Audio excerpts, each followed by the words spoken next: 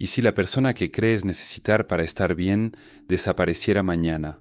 ¿Quién serías cuando ya no hubiera nadie para confirmar que mereces ser amado? ¿Y cuánto de tu dolor realmente nació de las personas que se fueron y cuánto simplemente despertó algo que ya estaba herido dentro de ti? Carl Jung dejó una frase perturbadora. Las personas harán cualquier cosa, por absurda que sea, para evitar enfrentarse a su propia alma. Tal vez por eso algunas personas pasan años buscando a la persona correcta, cuando lo que realmente buscan es a alguien capaz de silenciar a la persona equivocada que llevan dentro, alguien que responda lo suficientemente rápido como para calmar su ansiedad, que permanezca lo suficientemente cerca como para impedir que el abandono vuelva a doler, que ame con la suficiente intensidad como para finalmente convencerlas de que tienen valor. Y durante algún tiempo funciona. Llega el mensaje, respiras, la persona te dice que te ama, vuelves a creer en ti mismo, se queda, el mundo parece seguro, pero basta un silencio más largo, un cambio en la mirada, una distancia inesperada, y algo dentro de ti comienza a derrumbarse. Aquí es donde necesitamos hacernos una pregunta incómoda. Si otra persona puede quitarte la paz simplemente cambiando su comportamiento, ¿esa paz realmente te pertenecía? El material que inspira esta reflexión parte precisamente de esa herida.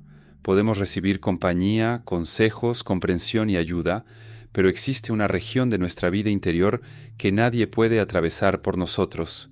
La transformación comienza cuando dejamos de poner en manos de los demás la responsabilidad de lo que sucede dentro de nosotros. Eso no significa volverse frío, no significa rechazar el amor, la amistad o la ayuda, mucho menos convertir la independencia en aislamiento. Significa comprender algo más difícil. A veces no estamos buscando solamente a alguien a quien amar. Estamos buscando a alguien que nos proteja del encuentro con nosotros mismos. Imagina a una persona que ha pasado toda su vida frente a una puerta cerrada. Detrás de ella están la ira que nunca pudo expresar, el miedo a ser abandonada, la necesidad de aprobación, la vergüenza de no sentirse suficiente y los recuerdos que juró haber superado. Podría abrir la puerta, pero no lo hace. En lugar de eso, pasa años llamando a otras personas para que permanezcan frente a ella.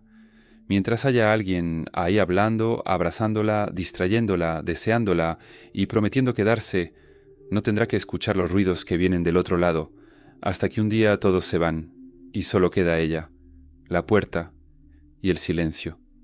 Tal vez ese sea precisamente el momento que más tememos, pero para Jung también puede ser el comienzo de algo decisivo, cuando aquello que estaba oculto deja de ser solamente sufrimiento y comienza a convertirse en conciencia. Porque sanarte a ti mismo no significa despertar una mañana sin miedo, sin carencias y sin cicatrices. Es algo mucho más profundo. Es ser capaz de permanecer frente a tu propia oscuridad sin buscar inmediatamente a alguien que encienda la luz por ti. Y quizá, al final de este camino, descubras una verdad que cambie por completo la manera en que amas, sufres y te relacionas. No necesitas dejar de necesitar a las personas, solo necesitas dejar de abandonarte a ti mismo para conseguir que ellas se queden. Antes de continuar, déjame adivinar algo sobre ti. ¿Alguna vez confiaste en alguien y después esa persona te decepcionó, te usó, te manipuló y te lastimó? Después de un tiempo piensas, yo hasta desconfié de las señales, solo que me di cuenta demasiado tarde. Y el motivo es simple. Confiaste en el sentimiento y el sentimiento engaña. El primer paso para que esto no vuelva a pasar es saber exactamente qué observar antes de decidir. Creamos una herramienta para ayudarte con esto. Se llama radiografía social. Observas a la persona en 3 encuentros. Prestas atención a 4 cosas y cuentas 12 señales. Al final, el resultado te confirma si puedes confiar en ella o no. Y funciona igual con alguien que acabas de conocer o con alguien que ya lleva años en tu vida. Vas a empezar a notar las señales mucho antes, incluso si ya eres bueno leyendo a la gente. Amplifica tu capacidad, no la reemplaza, no es feeling, no es intuición. Es un sistema 100% práctico. Para saber más, haz clic en el primer comentario fijado debajo de este video o escanea el código QR que está en la pantalla ahora. Ahora volvemos al contenido. Existe una forma silenciosa de abandono que casi nadie percibe. No ocurre cuando alguien cierra la puerta y se va. Ocurre cuando permaneces al lado de alguien, pero poco a poco comienzas a abandonarte a ti mismo para impedir que esa persona se vaya. Te tragas lo que quisieras decir. Aceptas lo que te lastima, haces más pequeñas tus propias necesidades, observas cada cambio en el tono de voz, cada demora en responder un mensaje, cada pequeño distanciamiento. Y entonces llamas a eso amor, cuando quizá esté ocurriendo algo mucho más antiguo. Una parte de ti está intentando asegurarse de que nunca más te dejarán atrás. El material que inspira esta reflexión presenta precisamente esta paradoja.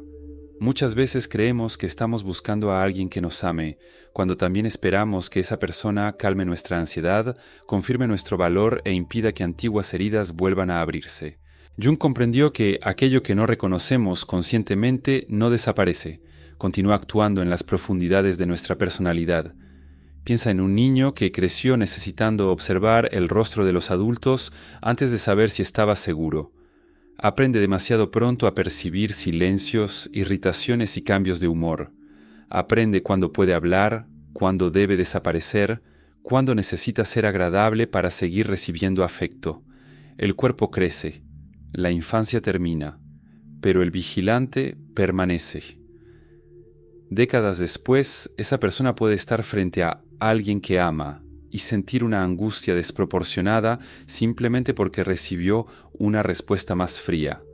Lo que ocurre en el presente parece insignificante, pero algo antiguo acaba de despertar.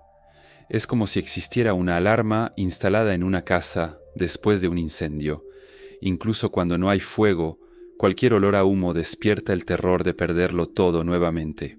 Por eso algunas personas no buscan solamente amor, buscan inconscientemente a un salvador, alguien que finalmente les diga a través de su permanencia, esta vez no te abandonarán. Y ahí está la trampa. Cuando otra persona recibe la misión de demostrarte diariamente que tienes valor, cualquier cambio en ella se convierte en una amenaza para tu identidad.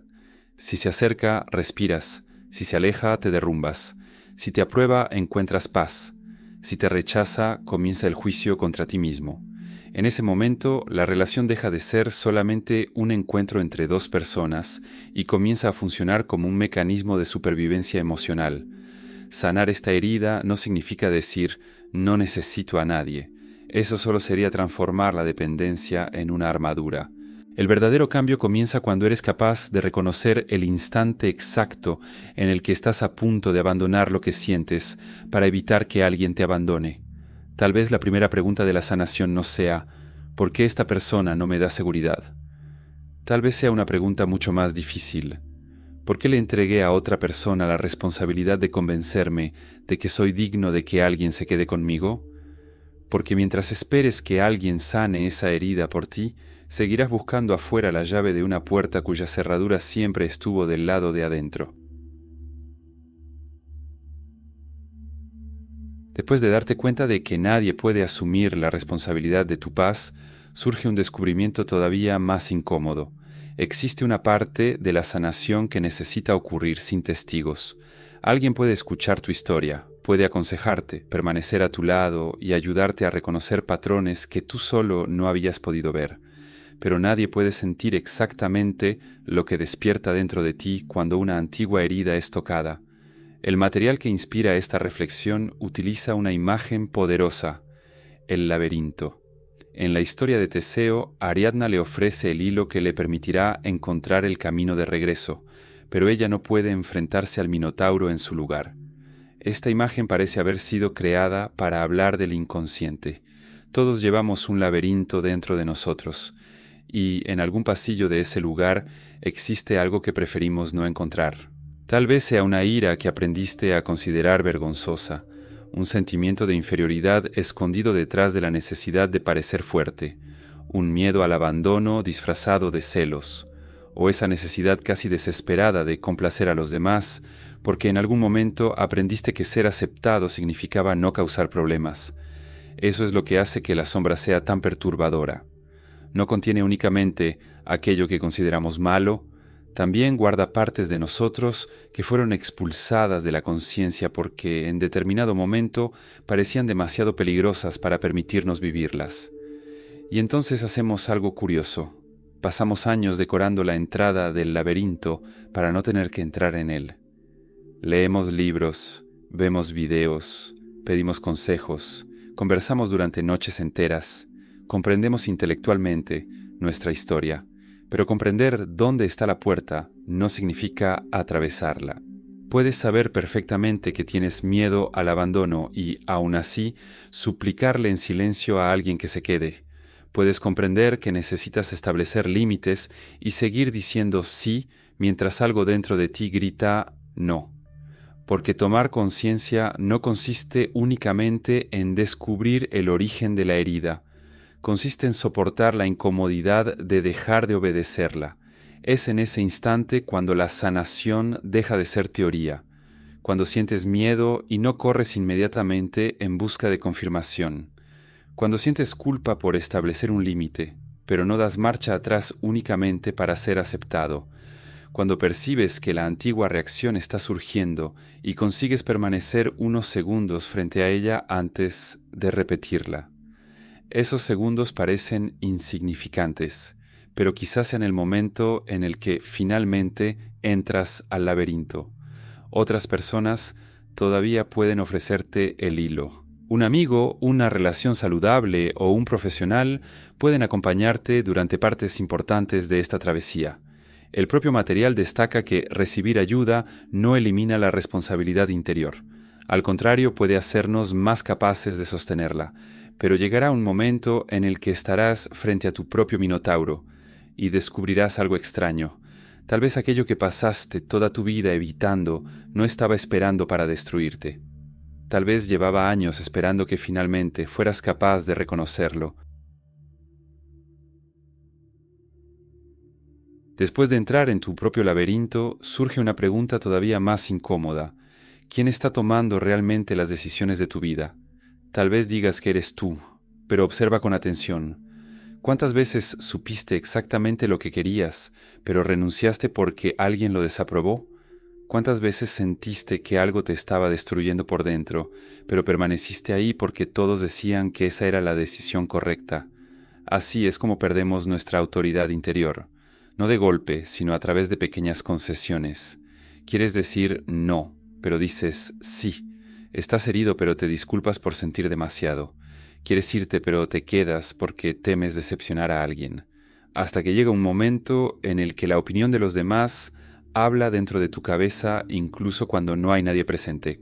El material que inspira esta reflexión describe precisamente esta transformación. Después de entregar tantas decisiones al juicio externo, podemos llegar al punto de ya no distinguir con claridad qué voz realmente nos pertenece.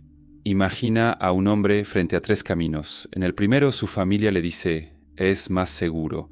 En el segundo, la sociedad le dice, es más respetable. En el tercero, solo existe un extraño silencio. Él mira ese último camino y siente miedo. No hay nadie que le garantice que todo saldrá bien. No hay ninguna aprobación esperándolo al final. Aún así, algo dentro de él reconoce ese camino. Durante años elige los 2 primeros caminos, hasta que se da cuenta de que construyó una vida admirada por todos, menos por la persona que tiene que despertar dentro de ella cada mañana. Recuperar la autoridad sobre tu propia vida comienza ahí. Eso no significa ignorar los consejos ni creer que siempre tienes la razón. Significa ser capaz de escuchar 10 opiniones sin permitir que ninguna de ellas sustituya tu propia conciencia. Y existe un precio. Cuando empiezas a establecer límites, algunas personas dirán que cambiaste. Cuando dejas de justificar cada una de tus decisiones, alguien podrá llamarte egoísta. Cuando finalmente dices no, quizás sientas una culpa casi física, porque quien pasó años recibiendo amor a través de la obediencia puede interpretar la autonomía como un peligro, pero madurar también significa soportar la posibilidad de ser incomprendido. Puedes escuchar una crítica sin convertirla en una sentencia sobre tu valor. Puedes admitir un error sin volver a entregar el control de tu propia existencia. Puedes amar profundamente a alguien y aún así decir, esto no puedo hacerlo en contra de mí mismo. Poco a poco, una pregunta comienza a desaparecer. ¿Qué van a pensar de mí? Y otra ocupa su lugar. ¿Qué me pasará si sigo viviendo en contra de aquello que reconozco dentro de mí? Tal vez recuperar tu vida no requiera una gran revolución. Tal vez comience en el próximo pequeño momento en el que sientas el impulso de traicionarte a ti mismo para no decepcionar a alguien, y esta vez elijas permanecer de tu propio lado. Cuando recuperas parte de la autoridad sobre tu propia vida, ocurre algo extraño. Aquello que estaba oculto comienza a hacer más ruido. La tristeza regresa. La ira aparece sin invitación. El miedo que creías haber superado surge en una noche cualquiera, y la primera reacción suele ser huir. Algunos trabajan hasta quedar exhaustos, otros pasan horas frente a una pantalla. Hay quienes entran rápidamente en otra relación porque el silencio de una habitación les parece insoportable. Las formas de escapar cambian, pero la intención sigue siendo la misma: no quedarse a solas frente a aquello que duele. El material que inspira esta reflexión plantea una idea inquietante. Evitar una emoción puede producir un alivio momentáneo, pero eso no significa que aquello que existe dentro de nosotros se haya transformado. La herida puede simplemente reaparecer a través de la ansiedad, la necesidad de control, la inseguridad o mediante reacciones que parecen mucho más intensas de lo que justificaría la situación presente. Imagina tu dolor como una carta que llegó hace muchos años.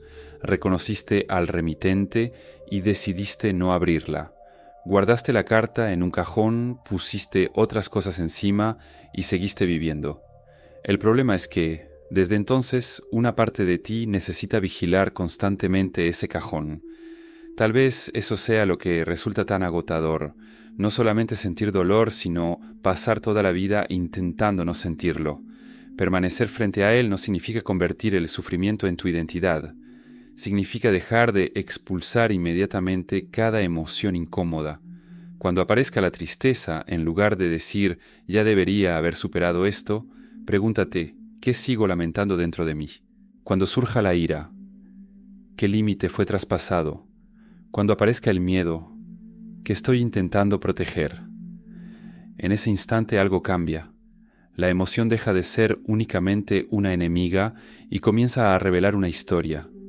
Te das cuenta de que ese silencio que hoy te provoca ansiedad quizá esté tocando un abandono mucho más antiguo, que el rechazo del presente quizá haya encontrado una herida que ya existía antes de que esa persona llegara a tu vida, y entonces nace un pequeño espacio entre sentir y actuar. Sientes miedo sin suplicarle a alguien que se quede. Sientes vacío sin correr inmediatamente a llenarlo. Sientes ira sin permitir que ella elija tus palabras. Ese pequeño espacio es invaluable, porque la sanación no ocurre cuando dejas de sentir. Comienza cuando aquello que sientes deja de controlar ciegamente lo que haces. Tal vez el dolor que intentaste expulsar durante tantos años nunca quiso controlar tu vida. Tal vez solo estaba esperando que, por primera vez, permanecieras el tiempo suficiente para escuchar lo que vino a decirte. Después de aprender a permanecer frente a tu propio dolor, surge una transformación casi invisible. Comienzas a darte cuenta de que muchas de las cosas que suplicabas recibir de los demás eran experiencias que nunca aprendiste a ofrecerte a ti mismo. Querías a alguien que te dijera que todo estaría bien, a alguien que se quedara cuando fuera difícil amarte, a alguien que confirmara tu valor cuando apareciera la inseguridad. Pero existe una pregunta incómoda. ¿Cuántas veces les exigiste a los demás la permanencia que nunca te ofreciste a ti mismo? Cuando sentías miedo, te juzgabas. Cuando fracasabas, te convertías en tu propio verdugo. Cuando alguien te rechazaba, inmediatamente aceptabas ese rechazo como una verdad y comenzabas a buscar defectos en ti mismo. El material que inspira esta reflexión propone precisamente un cambio de esta naturaleza. La sanación comienza cuando aprendemos a convertirnos en una presencia estable para nuestras propias emociones, en lugar de depender exclusivamente de otra persona para recuperar la seguridad. Imagina que dentro de ti existe una casa. Durante años, esa casa no tuvo ninguna fuente propia de calor. Por eso, cada vez que alguien llegaba trayendo fuego, sentías que finalmente podrías sobrevivir al invierno. El problema comenzaba cuando esa persona tenía que irse. La casa se enfriaba y no sentías solamente tristeza por su ausencia, sentías pánico. Entonces intentabas mantener a esa persona cerca a cualquier precio, porque creías que perder su fuego significaba volver a congelarte. Sanarte a ti mismo es comenzar a encender una pequeña chimenea dentro de esa casa. Al principio la llama apenas da calor. Todavía desearás compañía, todavía sentirás miedo ante ciertas ausencias. Todavía habrá noches en las que desearás desesperadamente escuchar a alguien decir, estoy aquí, pero ahora existe algo diferente. Tú también estás ahí. Y quizá esa sea una de las formas más profundas de independencia interior. No la arrogancia de quien declara que no necesita a nadie, sino la serenidad de quien puede recibir amor sin convertirlo en oxígeno. Entonces, la soledad deja de significar automáticamente abandono. La incertidumbre deja de exigir un control inmediato, e incluso el miedo puede permanecer durante algún tiempo sin obligarte a correr a los brazos de cualquier persona que prometa hacerlo desaparecer. Poco a poco, te conviertes en el lugar al que puedes regresar, no porque hayas eliminado tus heridas, sino porque dejaste de abandonarlas cuando comienzan a doler. Y en ese punto ocurre algo paradójico. Cuando ya no necesitas que otra persona te salve de ti mismo, finalmente eres capaz de verla tal como realmente es. No como un remedio, no como un salvador, no como una garantía contra la soledad, sino como alguien que puede caminar a tu lado sin tener que cargar con todo tu peso. Y es precisamente ahí donde la sanación comienza a transformar también tu manera de amar. Después de construir un lugar seguro dentro de ti, no dejas de necesitar amor. Lo que cambia es la función que el amor ocupa en tu vida. Antes, cualquier distancia parecía abandono. Un mensaje tardaba en llegar y tu mente comenzaba a buscar señales de rechazo. La otra persona necesitaba reafirmarte constantemente que todavía te amaba, porque su silencio despertaba todas esas voces que te decían que no era suficiente, y quizá llamaste a eso amar profundamente. Pero existe una diferencia entre amar a alguien y necesitar que otra persona mantenga intacta toda tu identidad. El material que inspira esta reflexión muestra precisamente cómo la dependencia puede esconderse detrás de comportamientos aparentemente amorosos.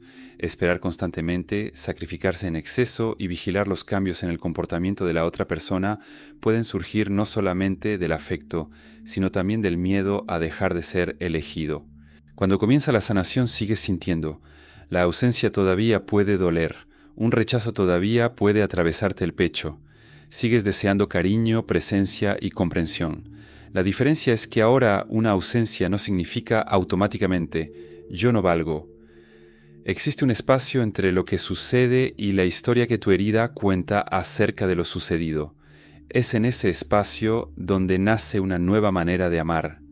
Imagina a dos personas aferrándose una a la otra en medio del océano porque ninguna de las dos aprendió a nadar. El abrazo parece romántico hasta que nos damos cuenta de que ambas se están ahogando. El amor saludable no debería ser dos personas desesperadas intentando mantenerse mutuamente a flote. Debería ser el encuentro de dos personas que aprendieron a nadar y que, aún así, eligen permanecer cerca. Eso no significa frialdad, significa libertad.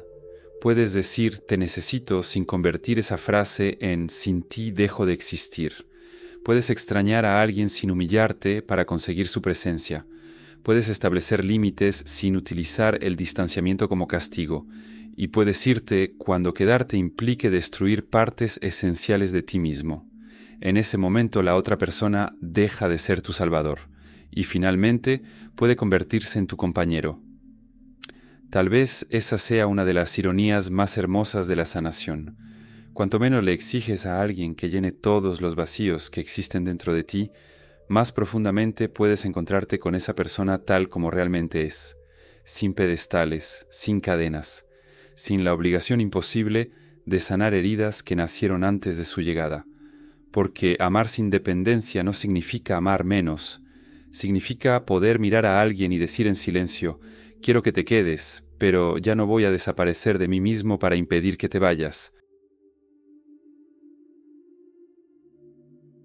Si llegaste hasta aquí, quiero agradecerte por haber permanecido conmigo durante esta reflexión. porque este no fue un video sobre aprender a vivir solo, fue sobre algo mucho más difícil, aprender a no abandonarte a ti mismo cuando alguien se va. Hace algún tiempo me di cuenta de algo en mí que fue difícil admitir. En ciertos momentos no extrañaba solamente a una persona, extrañaba a quien lograba ser yo cuando esa persona estaba cerca, como si su presencia me diera permiso para estar en paz y su ausencia me quitara ese permiso. Fue incómodo darme cuenta de eso, porque es mucho más fácil decir alguien me dejó que reconocer cuántas veces nosotros también nos dejamos atrás intentando impedir que alguien se fuera. Tal vez alguna parte de este recorrido haya tocado precisamente ese lugar dentro de ti, ese lugar que todavía desea ser elegido, comprendido y protegido. No necesitamos destruir esa parte, necesitamos aprender a no entregarle el control de toda nuestra existencia. El propio camino desarrollado en el material que inspiró este guión nos conduce a esta comprensión. Otras personas pueden acompañarnos, iluminar aquello que no éramos capaces de ver y ofrecernos apoyo, pero la estabilidad interior comienza cuando dejamos de entregar por completo nuestra paz a sus decisiones y a su presencia. Así que gracias por haber llegado hasta aquí. Y si alguna frase de este video te hizo reconocer una parte de ti que llevaba mucho tiempo escondida, escribe en los comentarios: elijo no abandonarme. Tal vez parezca solamente una frase, pero algunas decisiones comienzan así. Primero encuentran palabras y después empiezan a tomar forma en nuestra vida. Y por supuesto, si este video te hizo reflexionar, deja tu like y suscríbete al canal.